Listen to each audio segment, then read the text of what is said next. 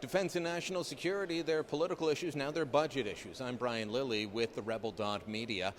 Defense and national security are prominent in this budget. More spending promised for both from Finance Minister Joe Oliver. And understand that the defense numbers are increasing every year by 2%, and then they will be increasing by 3%, so that we'll have in the order of, I think I said, about $11 billion in additional funding for the military. We're providing more money. We're providing money for foreign intelligence, for domestic intelligence, and we're providing money to the intelligence services to prevent young Canadians who are vulnerable to manipulation from traveling abroad and ruining their lives.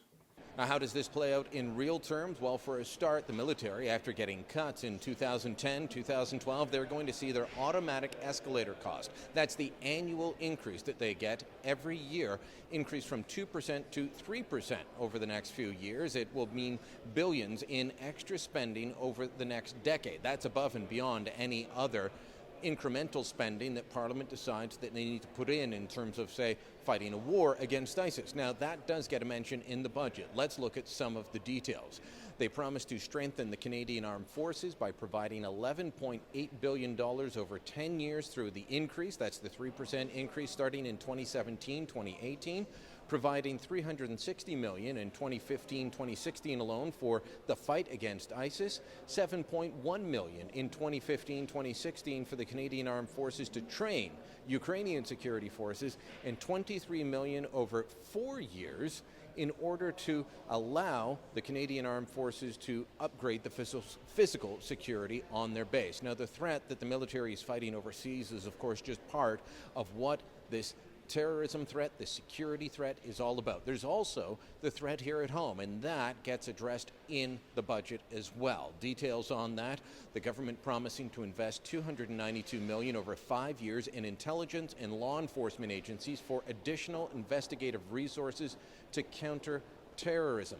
They're going to provide $12.5 million over 5 years and $2.5 million ongoing thereafter for additional funds for the Security Intelligence Review Committee. That's the oversight for CSIS, the spy agency. Perhaps that money, that funding promise going in there to allay fears of critics of Bill C-51.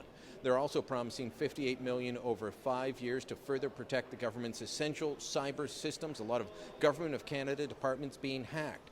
$36 million over 5 years to support the operators of Canada's vital cyber systems and addressing cybersecurity threats. Now, that's on the private sector, and then $60 million over 3 years to support an enhanced security model on Parliament Hill. Of course, that's stemming from last October's terrorist attack on the seat of democracy in this country. So security, national defense, both of those getting increases over the next several years going forward. The economic plan is in the budget. They continue to push ahead with trade deals, with expanding markets for Canadian businesses. But when you look at issues that matter to Canadians, there's the tax issue, and then there's the security issue. That's real, that's tangible, and it gets a boost in this budget.